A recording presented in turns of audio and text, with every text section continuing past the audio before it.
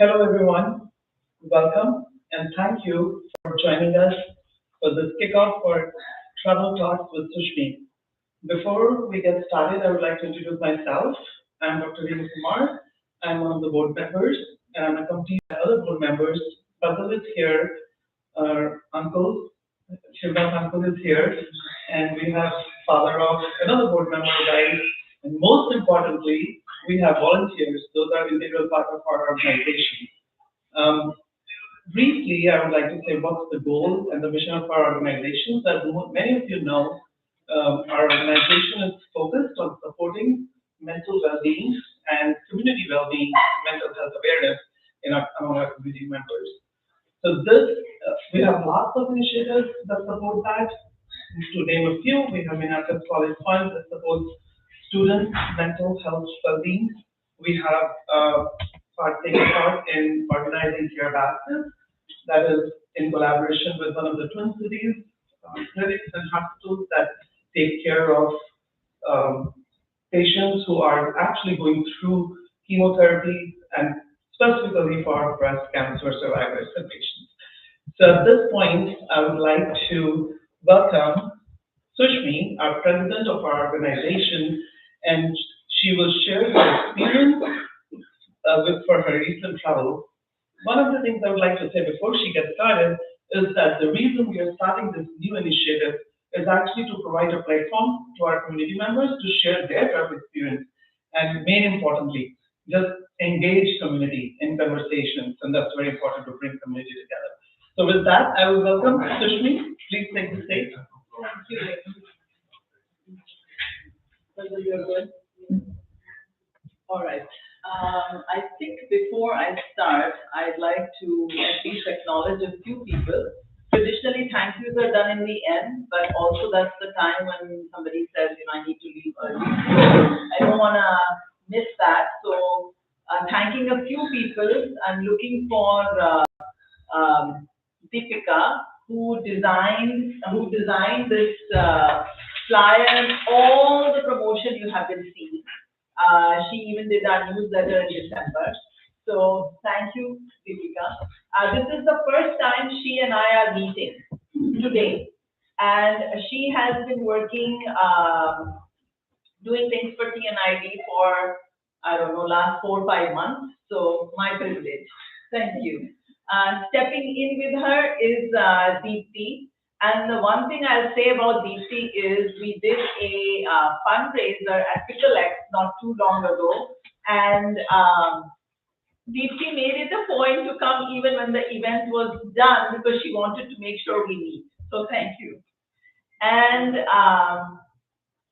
Renu, who she introduced as board member, Fazal, always there. And one iron invisible lady in the back, Sindhu, who's always saying, yes, we can do this. Let's do this. So thank you. And then other leads who step in and help in whichever way. Also maybe on YouTube, I'm not seeing the guest list. So those who are there, thank you to a big all of you. Lena is there. Thank you. And some new members, especially some new kiddos. And I was excited to see them. So welcome. And Cynthia is there from helping with the media. So thank you, everyone. Renu already kicked off the purpose. The main purpose is that they say that the best thing about mental well-being is there are 5 or 6 pillars. Harvard came out with a study: sleep, food, but social is also one big part of that mental well-being. And the best part about mental well-being is, or how to create the well-being that we want, is if we can relive the moments we enjoyed the most. So it may seem like I'm, doing it for others, but who knows, maybe it is for me to keep the flame alive in me that this needs to be done more.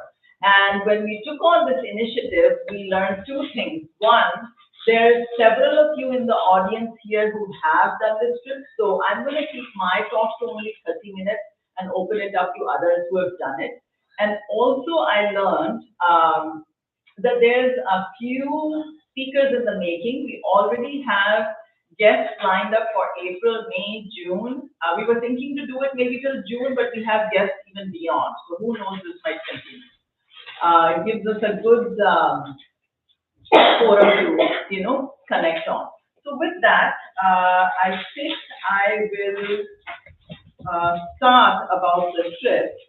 So maybe, should I go ahead and do my Sure. picture? You can stand up, it might be easier. Yeah.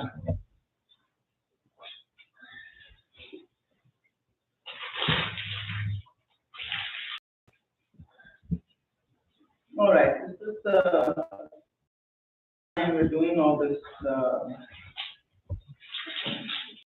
high-tech things, so I have to find my album. All right.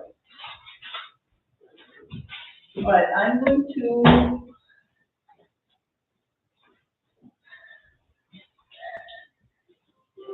start with a scroll of just a few pictures and then take little time to walk myself through that trip.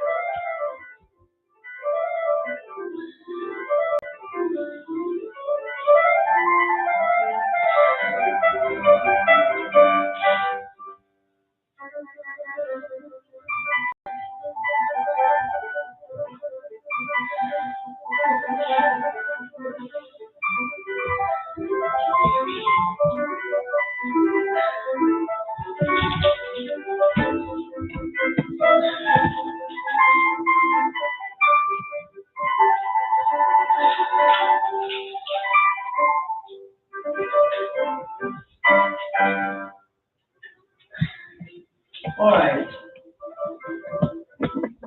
So I'll start and come back to the pictures. I'll start with a little poem. I put it on Facebook also. So those who you have seen my posts will recognize it. This is kind of my way of giving a tribute to the Himalayas and the people who have led the way for us.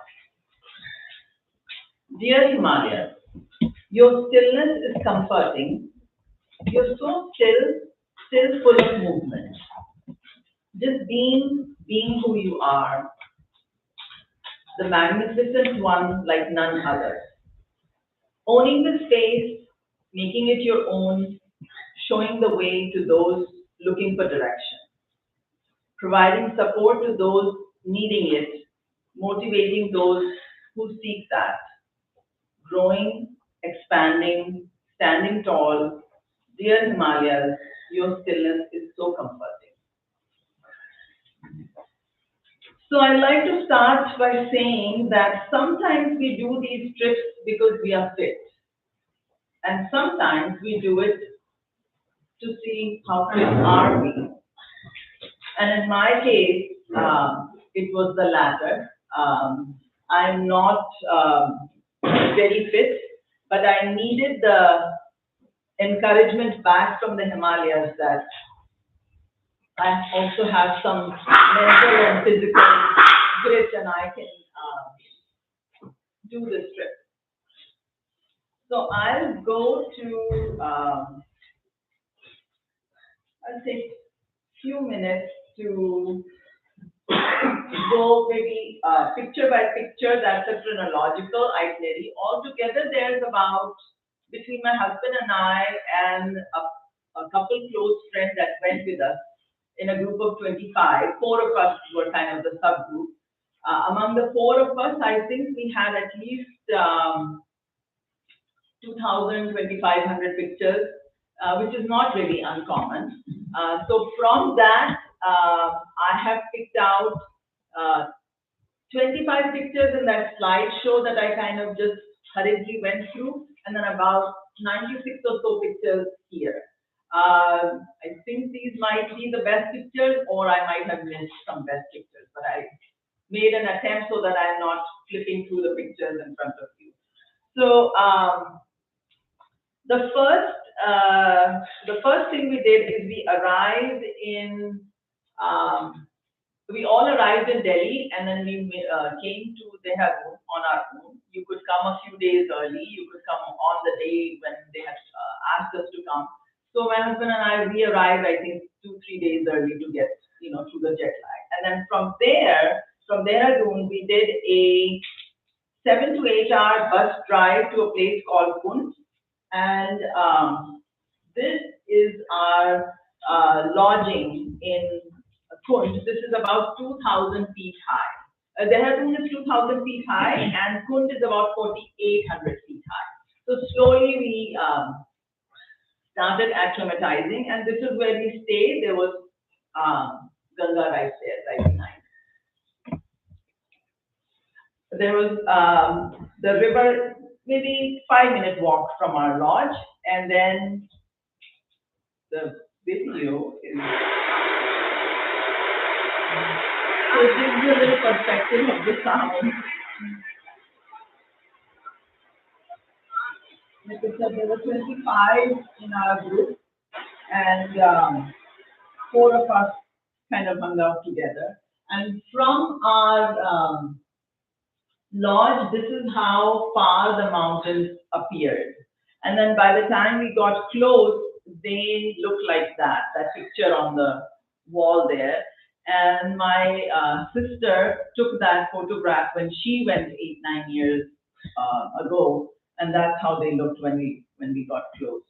So I want you to see how beautiful these layers are, layers of the valley. It's so green and so beautiful. Here you can see the mountain and the layers of the mountain. The friend that went with me, she is the first one to notice that these mountains are in so much layers. And then we arrived from Kund. We go on October 12th, we go to a place called Deoria Tal. And now we are at 6,600 to 8,000 feet height of this, where this lake is. Can you see? It was just very, very, very serene, very beautiful. And then some more. Now you get a little panoramic view of, we are still in Deoria Tal. So now we are in day 2 of our trek. And we have acclimatized ourselves to about 6,600 feet. And this is all the view from that day 2.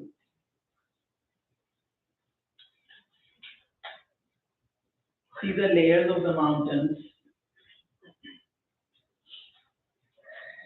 Deoria Tal. Another. So we heard these sounds a lot. There were falls, there were rivers. So the valley that we went to is Mandakini Valley, and that's where Kedarnath is. Later in the trip, we also went to Alaknanda Valley, and that's where Badrinath is. Many, many temples, but those Kedarnath and Badrinath are. The flowers were in so much abundance, and see the traffic, the cars on the hilltop. See the mountain, and then there's this road, and all these cars that are there, and we are watching, of course, from inside the lodge. I mean, the fauna and flora was so beautiful. Look at these; they look like fake flowers, but they're not. So another, layers of just green valleys. The friend that I went with, both of us have been to Switzerland and Iceland, and we concluded that this is better than both those places.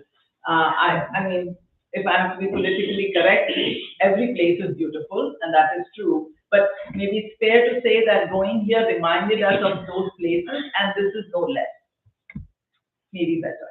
Look at these flowers. There was just so much abundance of everything. So if you ever go on to Himalayas, you can see the color, see how vibrant it is. It's not photoshopped or anything. It's just, again, Deoria Tal. View from Deoria Tal. You see, yeah.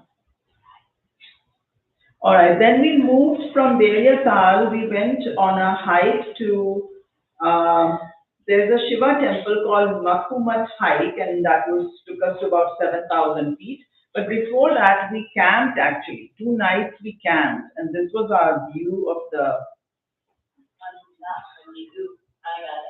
campsite. I mean, we were in this kind of view for 2 weeks, all around. It's just the height is changing, but the view is like this the entire time. Some more, the mountain ranges. I mean, if you don't see the video, then the picture is mountains, the layers, it's all around you like this. Some more campsites, some more view of the camp. And the campsite was pretty wild. The group lead thinks he actually saw a tiger. I didn't, but he thinks he saw. So it was pretty wild. This is at that Makumat. I thought that that was a very good just coincidence that all the colors were so appropriate there. Some more river, Alaknanda and Mandakini. So this is Mandakini.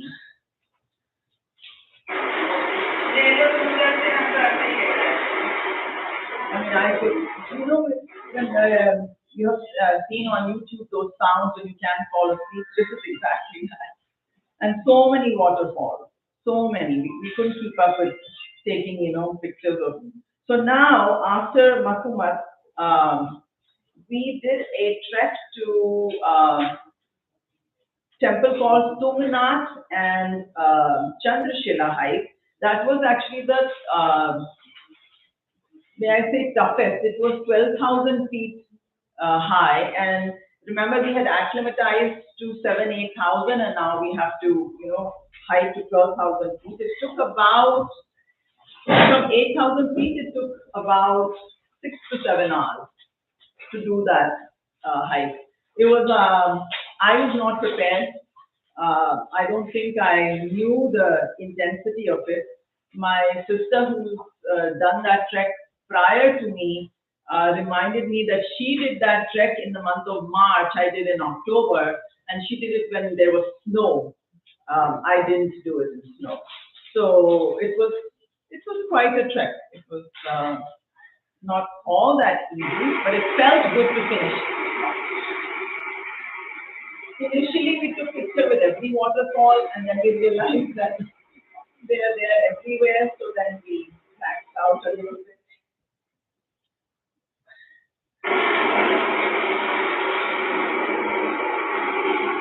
So now, so after Tungnath, we were supposed to go on 1, 2, 3, 4, 5, fifth day. We were supposed to go to a temple called Ansuya and Atri Fall, but because everyone was so tired, and it was going to take a 6-hour hike again, we took that out of the itinerary. The weather was also not the best, so we said, we'll revisit it in the end. So we got a rest day, and about 6th day into, or a week into our hike, now we start trekking for Kedarnath. And this picture with that helicopter is the trek to Kedarnath. It took us, we began the trek from, there's a place called Gaurikund, which is 6,600 feet. We went to, from Sonpriyag, we went to Gaurikund by car, a short drive. And then from Gaurikund, we began our trek. And Gaurikund, we began at 3 a.m. and there were 25 of us in the group, kind of divvied up in 3 groups. 8 people were the fastest, and they reached in about 8 hours. 8 people were middle, and they took about 10 hours. And then 8 roughly were the slowest, or did it at their pace, and it took them about 12 hours. So we started at 3 a.m. in the morning when it was pitch dark with our packed breakfast, packed lunch, and arrived around 3 p.m. Of course, you can do that same journey with a helicopter, which is what is being shown here. But we decided to trek it out, so we did the trek version. Helicopter is much easier, and it's, I think, half an hour version. This is along the way to Kedarnath. That peak that you see is Kedarnath. And now we have arrived at Kedarnath. One thing that I'll say about arriving after a 12-hour trek was, at least I can say for the 25 people in the group, there was not a single person who said, I am tired. That was so unusual. There was not a single person who said, I'm tired, or said, why am I here? And before we started the trek at 3 a.m., we were all, Ashish and we were all kind of trying to gather the motivation how we are going to do this. And so we asked the group lead. By the way, I went with this organization called Himalayan Institute. They're based out of Pennsylvania. And so they took this 25 people group. They do twice a year to various different places. And so we asked, what should we be, what's our motivation here? Say something promising. And he said, anybody that starts makes it to the top. So we kind of kept this comfort in our heart that, okay, we'll make it. So this is Kedarnath. When I don't know if this is exactly when we had arrived, but this is Kedarnath. 1:30 a.m. 1:30 a.m. This is also by Kedarnath. Now we are right next to Kedarnath. There is Bhairav Shrine, and so we are looking over Kedarnath from the Bhairav Shrine. This is all Kedarnath. This is the outside of the temple. This is the snow peaks. I mean, this is what you kind of arrive and you just see that.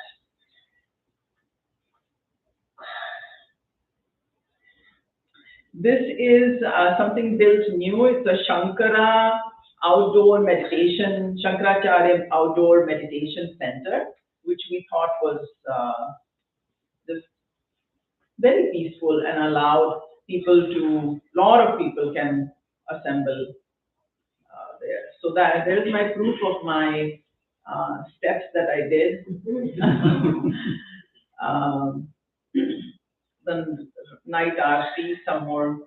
Along the way, there is all these donkeys. Perhaps that's the most unpleasant part of the trip because they are loaded with a lot of stuff. It's not very humane for them. Sometimes they are overloaded and their knees bend and they fall and their master is whipping them. We were so motivated on the trip that we have to do something about these animals. But you know how it is when you come, you forget and you get busy in other things. So you're sharing these narrow paths with these donkeys, and you're also sharing it with people who can't climb. So these plankwins. It's very appropriate for a senior citizen to be taking this. For them, it's perfectly fine. But on these donkeys, often it's people who are very fit are utilizing them. So the first one you saw was my coming down steps, and this is my going up steps. So this is how many steps it took me to go up there. Some more Kedarnath. So all right, so we did this Kedarnath trip. We stayed there for a day and a half.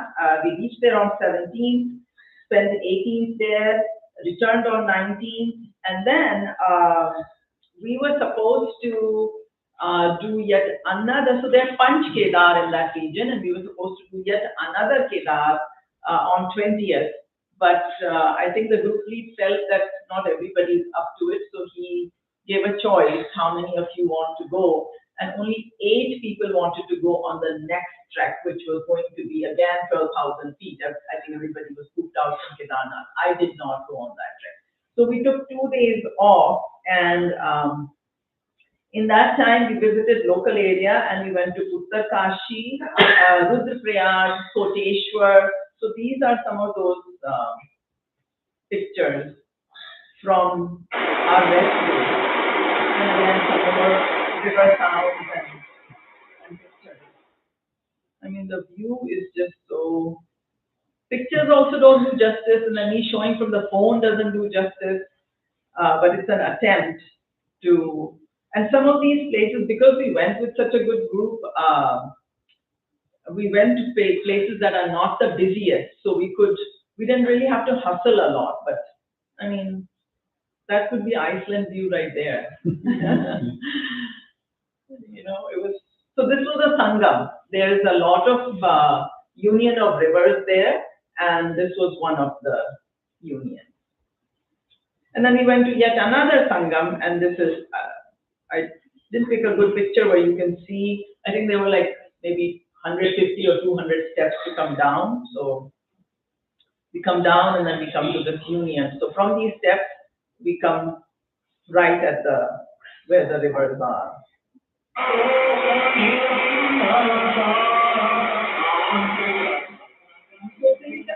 Other than when you're in your lodge, you're surrounded with this sound and this view. How enchanting must that be? This is we're climbing up the steps from Koteshwar. So this is our rest day again. This is I tried to do a picture and a video. Yeah, Koteshwar temple. And then we also were there for Diwali. So this is kind of as we're driving in the night, this is Diwali. We did little celebration at the lodge for Diwali.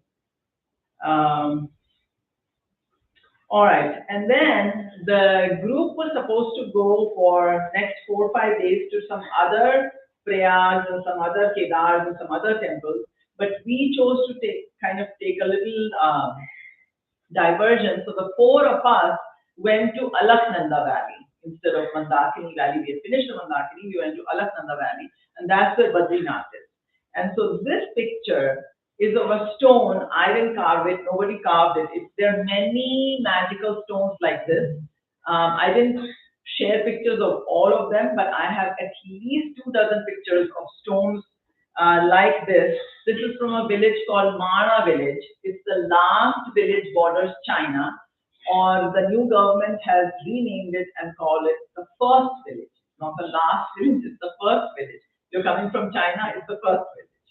And then we arrive at this, there's a waterfall in Mana village, and the thing about this waterfall, Vasudhara Falls, the key thing is the story is that if the spray gets on you once, then per this mythological belief, then you are set to have moksha, because Pandavas went to the sky mark from here. So because none of you will be a witness, and I will not be either, I can say I got sprayed 7 times. We will never know the truth. So this is how the fall is. It appeared as if we are never going to get the spray, but that snow that you're seeing is glacier. And remember I mentioned about we missed the day of Sati Ansuya temple. Well, by our good luck, it so happened that Mata Ansuya was there after 150 years to make a visit. So we couldn't go to visit her, but she made sure she gave her darshan. So they are bringing her, and this is how the mountain is. They are going to take her to that fall for her bath, and she's there after 150 years. And so we got sprayed with her. I think that's the reason we got sprayed on. And then as we approached to do the darshan, we were told that we have to take our shoes off. So we were standing on the glacier without our shoes. Something I can never imagine that can be done, but we did it for at least 2 hours.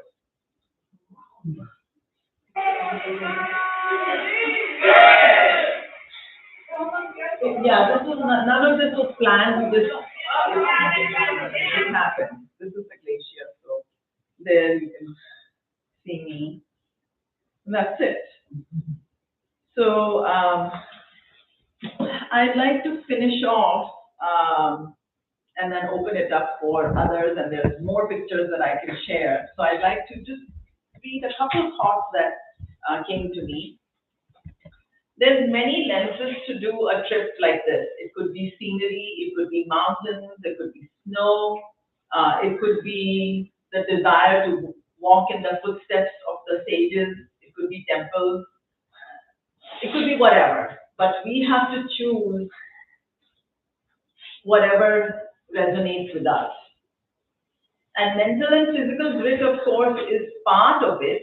But journeys like this kind of prod us for inner quest. So the calm that just starts unwinding you without even knowing or making an effort, without making too much of an effort. Like I said, for 2 weeks you're in the sound and in this view, it ought to, calm you. That's mental wellness right there. And it kind of starts unwinding. And inside you, there's this feeling of surrender because, 12 hours we climbed up and nobody said they're tired. And everybody said, how did we do this? Those were the two common things. How did we do this? It kind of brings this observer in you. Like I was able to observe that red cherry-like berry, how vibrant it was. You're observing every little detail. The mind is calm, and so you can pay attention to these kind of things. So start with an intention. It started for me with an intention. I saw about this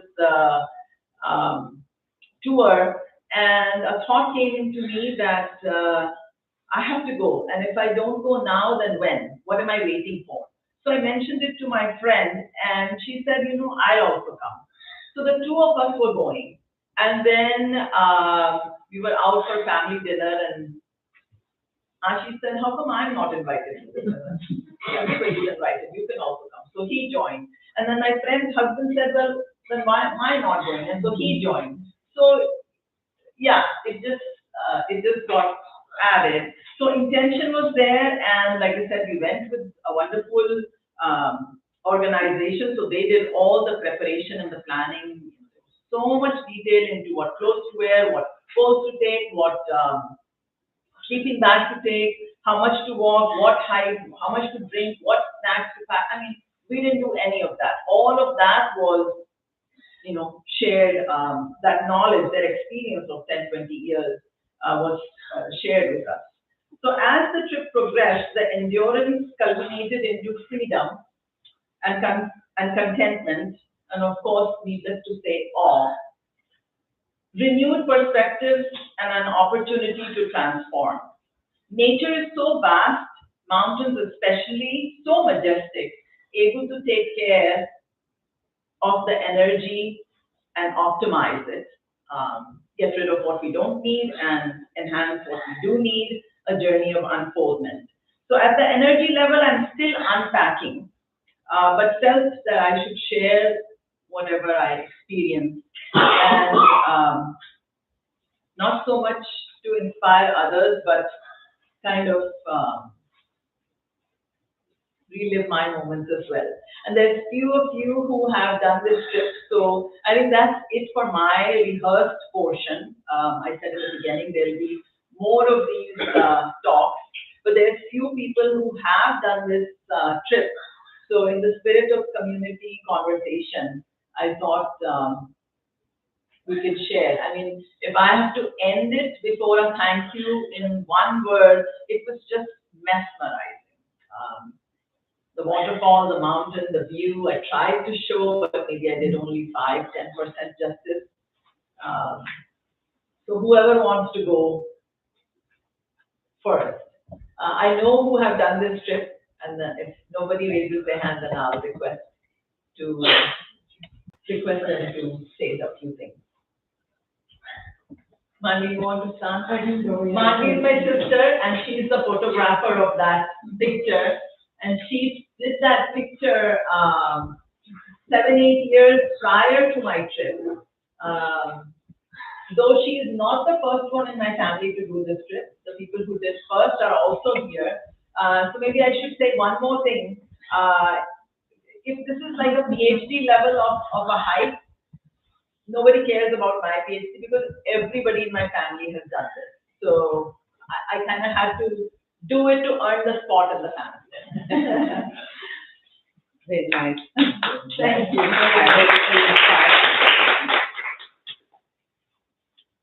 Well, I'm Sushmi's sister, as she just introduced me. My name is Mansi. I live in LA, but I grew up here in Minneapolis. So I do see some familiar faces. Many of you I don't know. Happy till I get to know you at some point. I did do this trip that she just went on in 2017, and that view, that portrait that I took was when I had climbed to Chandrashila, and Chandrashila is the place where Ravan actually did his tapasya. So, which is another 1,000 feet from Tunganath itself. So, yeah, that was a very intense trip because I went in March and we started at 7 a.m. and somehow, with the grace of God, I have no idea how I got to the Tunganath peak at 9 a.m. and 9:30, maybe, if I'm like maybe cutting some hours. But the whole point was that we needed to come back down noon because of the fear of the avalanche. And there were no ropes at the time, so we're walking in this like tight little path, and one wrong step, you're off the freaking mountain. So, and it was already at 13,000 feet, so going another 1,000 above. So I just wanted to share some of my thoughts, like right after this trip. My whole point on going on this 2017 trip was to have darshan of Tunganathji. So it's titled, Are We There Yet? One day, while driving this is when Isha was, I'm giving it away, this is when Isha was younger, so one day, while driving my 10-year-old niece and myself to a hair appointment, she kept asking me every few minutes, Masi, are we there yet? And I tried to reassure this 10-year-old girl that we would arrive soon. But her impatience kept intensifying and her questions became more frequent. Finally, I decided to give in to her impatience. Instead of having a battle of wills, I said, of course, once I'll just like let her continue to ask me questions. So of course, once we arrived, all that had to lead up to our destination was all that had happened was once we arrived, her questioning just completely disappeared from her memory that she was even asking me these questions. And it was like as if we had always been there. That was the message that I received. So fast forward now to the present day when I had gone on this trip, I find myself as this 10-year-old little girl about to embark in this life-changing experience, trekking through the Himalayas, which has been my spiritual practice's goal for years. As I imagine myself on top of a mountain, trekking in the simplicity of life around me, I cannot help but ask myself, are we there yet? How can we acknowledge the child within us? Who is often so overlooked? Children have so much to teach us, and they reflect who we are. The excitement and anticipation that came with any given task is natural.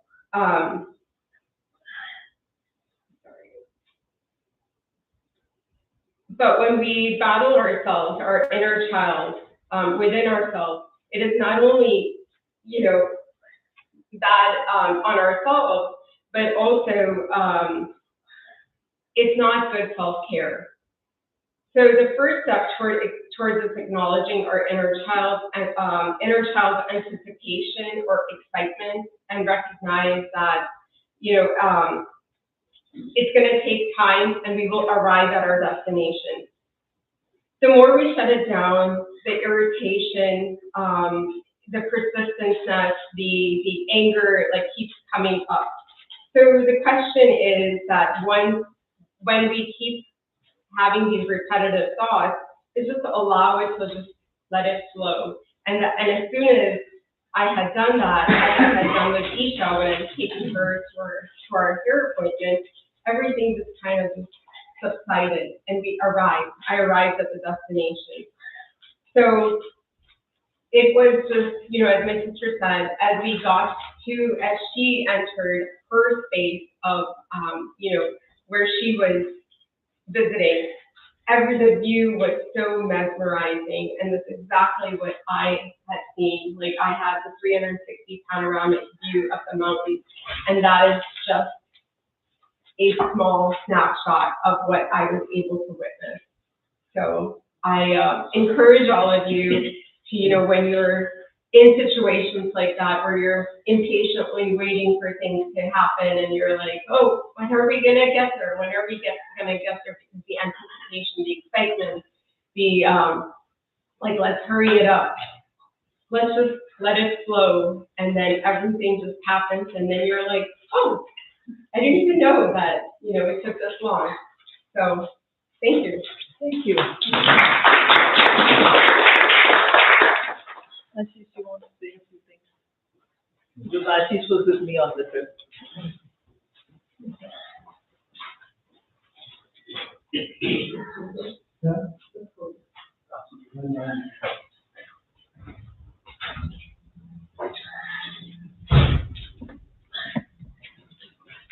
Hello everyone, as you may all know, I'm Sushmi's husband, so I was her porter for this trip. And That is not true. It's just only fun to say because I held my bag except for last hour. Because it's on record, I have to make it clear. So a couple of thoughts. I didn't prepare anything to speak, but a couple of thoughts. Mountains are absolutely amazing. You will never see a person who's depressed or is mentally, I don't know a better word, or it doesn't come to my mind, sick in mountains. Because mountains have its own energy. And that's why a lot of our sages, a lot of our yogis have chosen mountains as their space to do something. So when I was there, I would talk to the guides, and I said, these mountains are absolutely so beautiful, out of the world, right? But I told him that, hey, listen, there are better or beautiful places I have been in this world. But the beauty about this place is it is energized. The, the, the energy you can feel in these mountains is absolutely nowhere in the world you can feel. You can go to Rockies, you can go to Banff, beautiful places, beautiful mountains, but what you have here is absolutely nowhere in the world. Just to put a disclaimer, these are not TNID's views, these are personal views.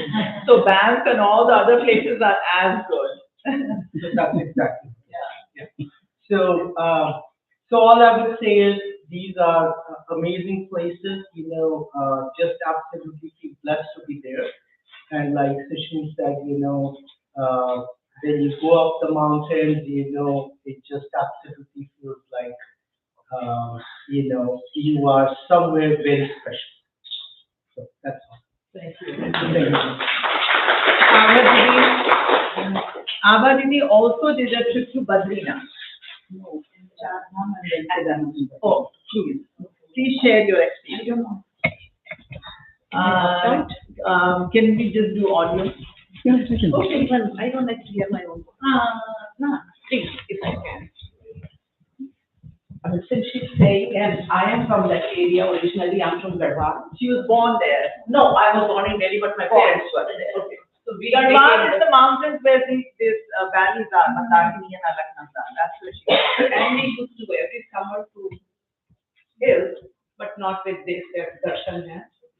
My brother is there, and one good thing about India is people have retired at 60 and they're just doing all this, right? Bara Shivling says, Kedarnath, Jana, so he kind of prompted, and I went for Char Dham, that is Yamunotri, Gangotri, Kedarnath, and Badrinath. Yamunotri, you go on Falki, Like the one I showed. yeah, and 4 people, And we felt very guilty, but then we realized these people come from Nepal Yeah. just to make an earning. Yeah. So, and those who go from here, they can tip them very well, and they were very happy. But when I went to Kedarnath, it happened to be October 2nd, 3 years back, and there were so many people. So I was very upset because went in with the no puja, and then it came out. So my brother and I was upset. So last year we did again. I went for Kedarnath and Badrinath, which was just wonderful. She did yatra, I just did darshan. We went by helicopter. It was paucity of time. I was there only for 10 days. But again, to come back to you, we had been to Switzerland 3 years back. So this is it. Yeah. No less. I mean, you will be. Another thing is, it's so clean because water takes away all the, from hills. But it's a great feeling, and she is inspired. And if you get a chance, it's wonderful. Very clean. And people, they have nothing, but they're so happy. So smiling. So that's all I'll say, but do go if you can. It's worth it. Yeah. Thank you. Very nice. I also have my parents here who did this trip. Actually, I did this trip with them when I was a toddler. I was 2 or 3 years old. But I went in the basket, so I cannot call it mine because I was carried. And like I mentioned, everybody else has trekked, so I needed to earn my spot in the family. But they trekked, so I don't know if you can share something. Irfan, 72. Okay.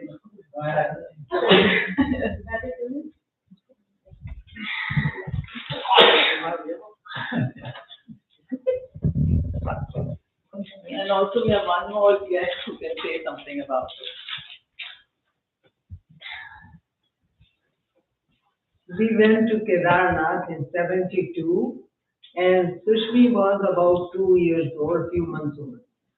2.5 or 2, something like that. Do you have special memory of that trip, of how the trek was, and were there donkeys and palkis at that time? At that time, it was not so comfortable and organized way of traveling from Gaurikund. We traveled to Kedarnathji on foot. We didn't take any horse or donkey or anything. And that was kind of hard on us, even though we were young, but climbing on the mountain was hard. And I had the experience of my life that only Kedarnath has given me that experience. And that one place I can never forget till I die. And maybe in next life, I might remember. And because of the past life, I went there. And I saw Shiva there. It was so beautiful. And like we say, Satyam, Shivam, Sundaram. Yes, it was there.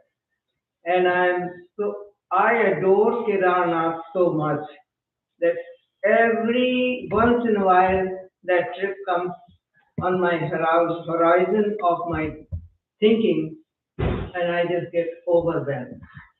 I think God has chosen me, Shiva has chosen me to come there. I'm so thankful that I had such a great experience. I'm very thankful. What was your experience? What was The your darshan. My experience, well, that's a very vivid and long story. So I'll say in the short, as I got sick on the way while we were going to Kedarnathji. And over there, we went with one older lady of our neighborhood. And I thought, I don't want to take this old lady in my trip, and because that may cause problems. Because you were 30 at that time. I was 30. Older people are not old. now So I she is could that think age. stupid things like that. So, but she went with us, and all the time she took care of Sushmi. And I was getting sick because I thought that rotten thing, that thing, I was getting sick, but she was all right, and she was taking care of Sushmi. We used to call her Mataji. And So on the way, I was so sick that I was throwing up, vomiting, couldn't eat anything. So I thought maybe I won't be able to go to Kedarnath because I'm so sick. But somehow I was praying to Shivaji, Shiv, and he let me come in. And when we reached, we stay in Birla, some arrangement. And over there, uh, I was so sick. They went to temple to find out when the aarti is, evening aarti. And I was so sick that all the blankets and all the sleeping bags, I was holding it. I couldn't go. And Mataji said, okay, I'll stay with you. She was so good to me. And Sushmi, me and Mataji stayed, but my husband and another family, they went to find out. And all of a sudden, what a motivation. I threw all the blankets and I went to the temple by myself. And they didn't know. They didn't know because I was inspired from inside. And I reached there and had a darshan and Aarti, they were worried. They were looking for me where I went. Later, after darshan, I came back and I had a vision of Shivji. So many visions of Shivji like he's around me. If I say it nowadays, people might think I'm talking stupid. But that was true. I was telling you, now I see Shivji like this, now I see this, that's happening. So that was such a tremendous experience of my life that I could never forget. To And- interrupt, I think that ties with what Ashish was saying. There's so much energy there that you can manifest or see whatever. So she went with that thought. If somebody else goes with whatever, whatever else thought, they would be able to manifest. So when I came back from Kedarnath, I was like in a trance. I was working in my kitchen. I was thinking like that all the time about all this. So when my Gurudev came, and I wanted to let him know that I saw Shivji this way and all that. So I was so excited. So I said, I used to call him Swamiji. So I said, Swamiji, I had an experience in Kedarnath. I saw this, I shared my experience. So he said, so what? You were lucky that you saw all that. But so what? I didn't like that. I said, look at, I saw Shivji and he's saying, so what? So then he said, but keep practicing.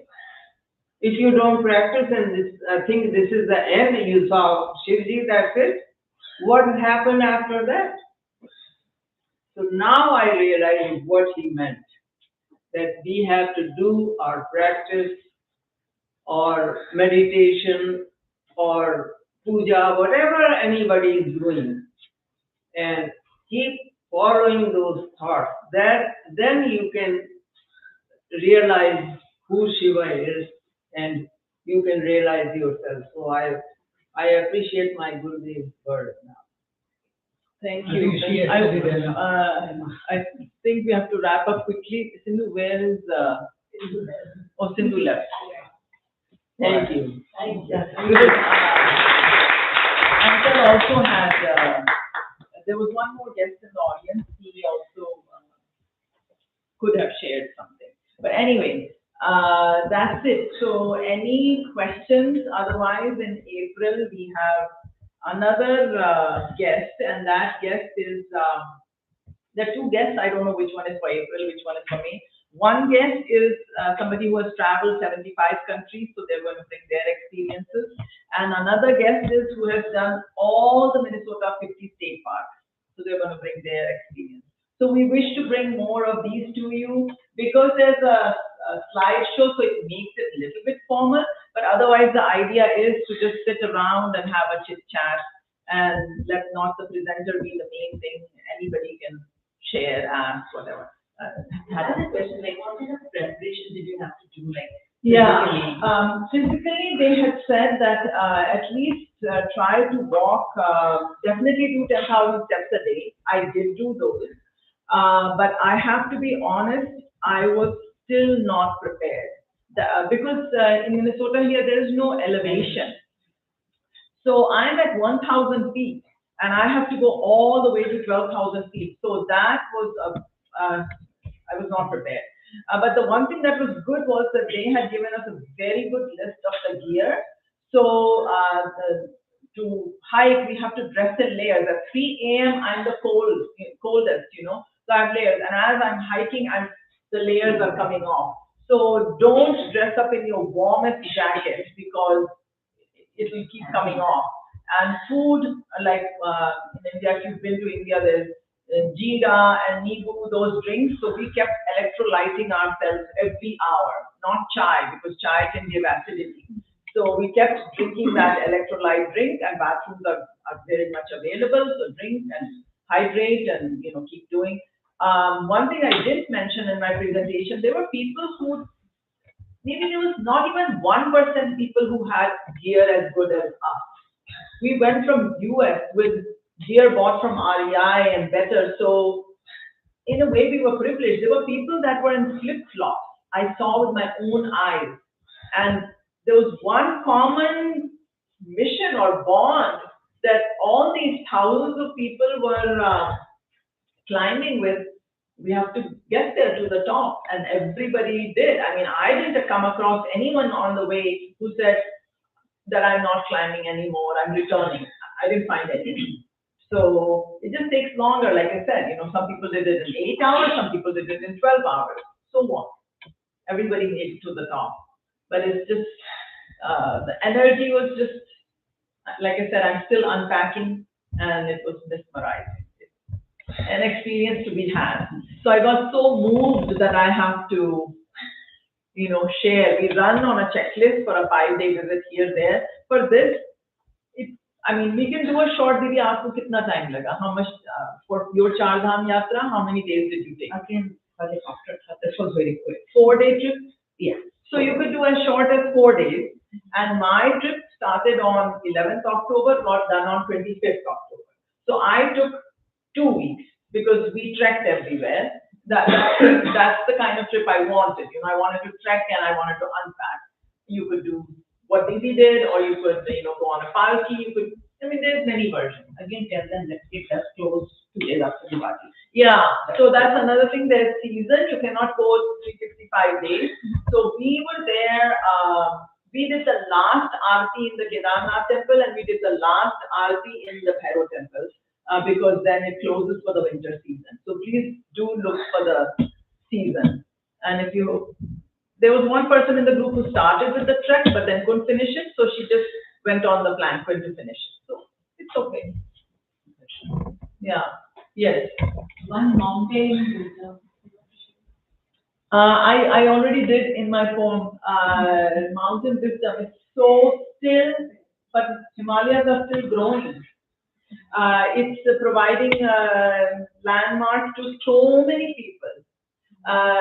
Why did I go? It provides that mental satisfaction and mental bliss that I climbed the mountain, So I think in life, we should, I get inspired by mountains, become like a Himalaya, that majestic peak that, we just keep getting taller, but also keep getting calmer. That's my clothing. Very nice. Thank you, everyone, and please look forward to future sessions coming up. Thank you. Very nice. Very nice.